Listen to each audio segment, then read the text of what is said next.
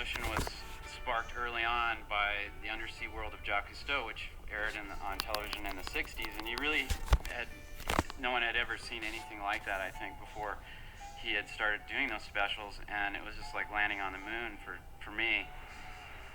So after college, I got a job at what was called the Orange County Marine Institute, and now is known as the Ocean Institute in Dana Point, California. Harry Helling, the director, asked me to do a comic book about tide pool ecology. And so I came up with this idea of doing this comic book called The Intertidal Zone. And it starred basically all these invertebrate sea creatures from tide pools in Southern California, such as sea star, barnacles, short crabs. And actually the host was a sponge named Bob, but not like SpongeBob. He was a natural-looking sponge. I reached a point at the Marine Institute where I was more interested in creating things and painting and sculpting. I started using motors and parts from old toys and sort of cannibalized these things into sculptures. I have one right here. This is this dog that I made out of some motor from some toys. He actually barks a little bit. He's a little bit old right now, so he's sounding tired. I actually went up to CalArts and brought all my paintings with me. I had no animation experience and no films. And I met with Jules Engel, who is the head of the experimental animation program there. And he looked at my work and said, "You belong here," immediately. And it totally changed my life. My thesis film was called Wormholes, and that was funded by the Princess Grace Foundation. Wormholes was an attempt to depict relativity in a poetic way. I was trying to present this kind of complex scientific idea in a way that was easy to understand.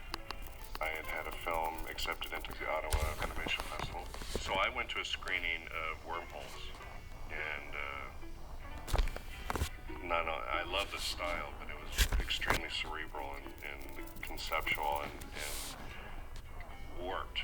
Joe Murray, who's trying to put together the show Rocko's Modern Life, was looking for directors, which was a dream job for anybody that likes animation. We worked from outlines, say Rocko was storyboard driven, which is another thing that appealed to Steve. That style of writing was the way many of the earlier Warner Brothers cartoons were written, and many others, probably Fleischer, these things where they didn't follow a script. There was one in particular that had a story of, it was Undersea, actually, episode where fish are fishing for fishermen, and he came up with that. Working on the last season, I remember I was talking with writer Martin Olson about shows and funny animal shows, and I really thought I don't really have an idea that I'd want to torture myself over for several seasons. And then Martin was looking at the Intertidal comic that I had, and he said, "What, are you crazy? This is your show right here." So I thought I'd like to do a show about an innocent, sort of like a Jerry Lewis Under the Sea kind of thing. I started to think, well, what undersea creature would represent this? And so I just started drawing undersea animals, and I came across the sponge. It was really not very animated. They usually sit pretty quiet on rocks, filter feeding. But it still seemed like a funny shape, so I started drawing these sponges. And then it dawned on me that there was a sink sponge, so I drew a square one, and I immediately locked on to the idea of this undersea nerd. And from that point on, I thought, well, that's the star, SpongeBob. Two very important people in the genesis of the show SpongeBob were Derek Drymon and Nick Jennings, who were companions from Rocko. He was, at the time, the creative director of the show.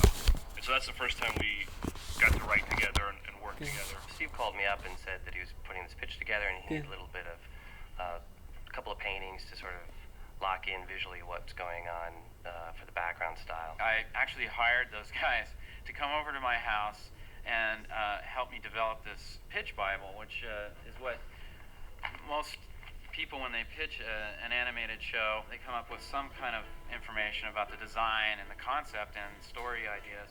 And so Derek and Nick came over, and I would basically work with Derek on the concepts, and then Nick on the other side was working on the art for the Pitch Bible. I paint much tighter, render a lot more than we ended up stylizing SpongeBob.